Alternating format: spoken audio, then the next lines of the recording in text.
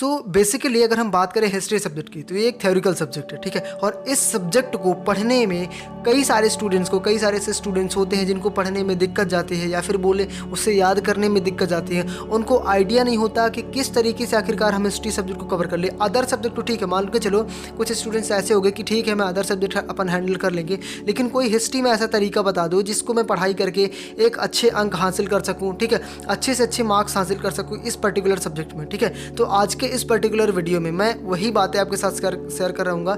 10 ऐसे टिप्स आपको बताने वाला हूँ जिसकी मदद से आप अपने हिस्ट्री सब्जेक्ट में अच्छे से अच्छा परफॉर्म कर सकते हैं और आप अपने एग्जाम में फोड़ सकते हो, ठीक है। मतलब 95 to 98 तक खींच सकते हो इस स्ट्रैटेजी को फॉलो करके, ठीक है। तो चलिए स्टार्ट करते हैं आज के इस वीडियो को। नमस्कार दोस्तों, मेरा नाम प्रथम, स्वागत है आप सभी का आपके अपने यूट्यूब चैनल सरदार जी एजुकेशनल में।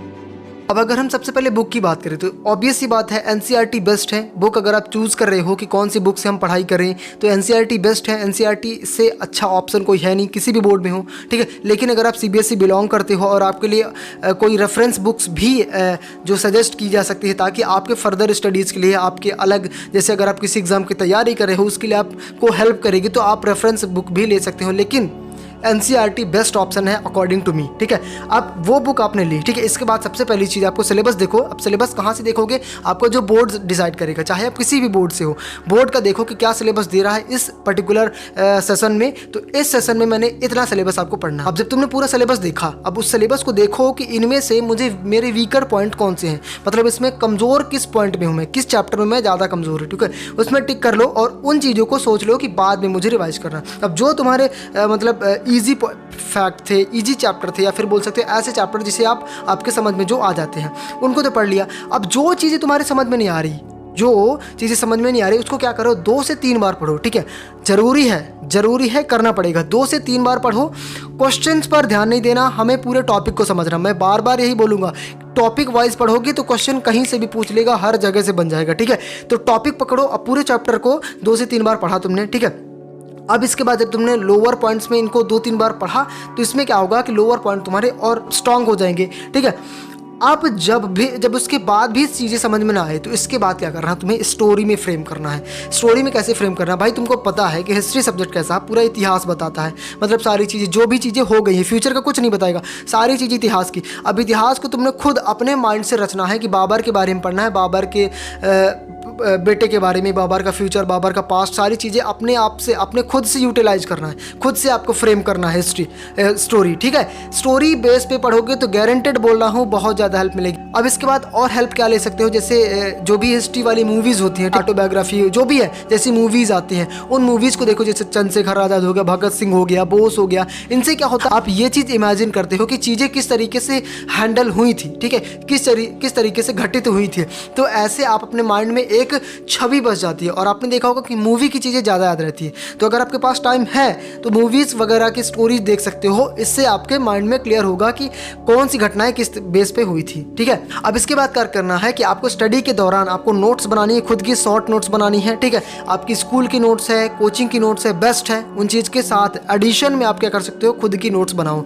खुद की नोट्स बहुत हेल्प करती है, क्योंकि अगर आपके जैसे इंपॉर्टेंट डेट्स हो गए, इंपॉर्टेंट फैक्ट्स हो गए, ठीक है, जो भी चीज़ें इंपॉर्टेंट है, ठीक है, छोटी चीज़ें जो कि आपके एग्जाम में हेल्प करेंगी, ठीक है, जो कि आपके ऑब्जेक्टिव टाइप क्वेश्चन में आ सकते हैं, एमसीक्यू बेस पे क्वेश्चन पे पूछी जा सकते हैं। तो इस तरीके के छोटे क्वेश्चंस को सॉल्व करने के लिए शॉर्ट नोट्स बहुत ज़्यादा हेल्प करने वाले हैं, ठीक है। और हाँ देखो यार, जितना जल्दी हो सके उतना जल्दी स्टार्ट करो, ठीक है।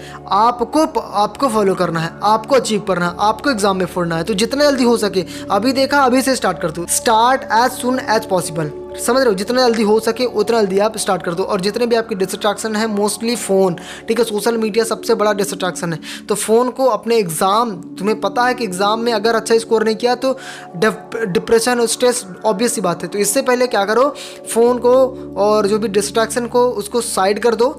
एग्जाम के बाद, रिजल्ट के बाद देख लेंगे यार, ठीक है।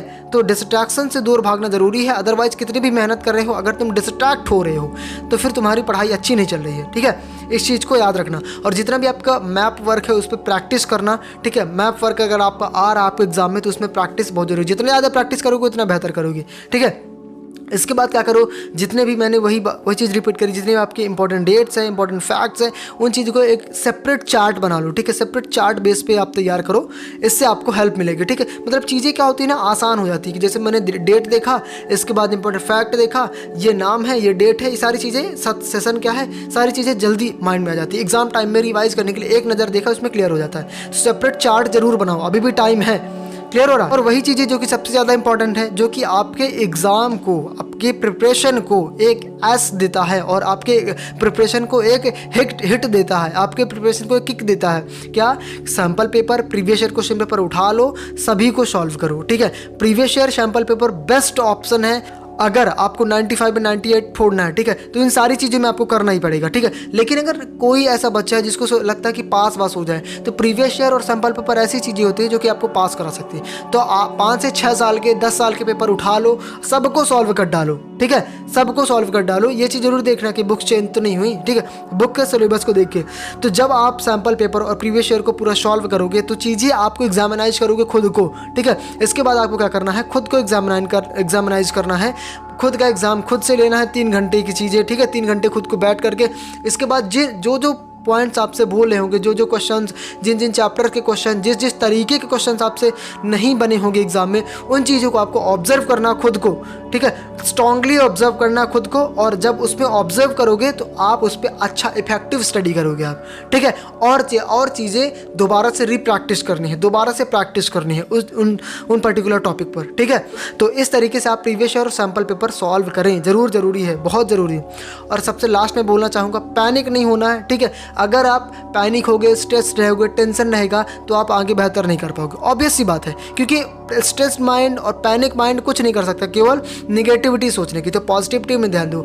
देखो, इस चीज़ में ध्यान नहीं दो कि तुमने कितना बाकी यार, अभी तक मैंने नहीं पढ़ा, ठीक है, यार फेल हो गया तो क्या होगा। इस चीज़ पे ध्यान दो कि इसमें आखिर अभी तक नहीं पढ़ा तो कैसे पढ़ूँ कि अच्छा स्कोर हो, ठीक है। किस तरीके से पढूं ताकि अच्छा स्कोर कर सकूं। जैसे एक रिच डैड पुअर डैड एक बुक है, जिसमें एक बच्चे के 2 बाप होते हैं, ठीक है। तो एक फादर क्या बोलता है कि जैसे अगर उसको लैम्बोर्गिनी लेनी है, तो वो क्या बोलता है कि हमारे बस की बात नहीं है, मैं ले ही नहीं सकता। लेकिन दूसरा बाप क्या बोल सकता है कि ये चीज़ मत सोचो कि क्या मैं ले नहीं सकता, ये चीज़ सोचो कि इसको कैसे लें, ठीक है। उसी तरीके से आपको क्या करना है कि आपको बुक देखनी है कि इस चैप्टर को, ये चीज़ नहीं देखना कि ये चैप्टर मुझसे क्लियर होगा कि नहीं होगा, ये चीज़ देखो कि मैं कैसे करूं, मैं इसको कैसे कवर कर पाऊं, ठीक है। इस चीज़ पे फोकस करना है, ठीक है। सो आई होप कि पॉइंट्स आपको क्लियर हो गए होंगे। अगर वीडियो अच्छी लगी तो लाइक करिएगा, शेयर करिएगा। मिलते हैं नेक्स्ट वीडियो में किसी अदर सब्जेक्ट के साथ, तब तक के लिए अलविदा। जय हिंद, जय भारत।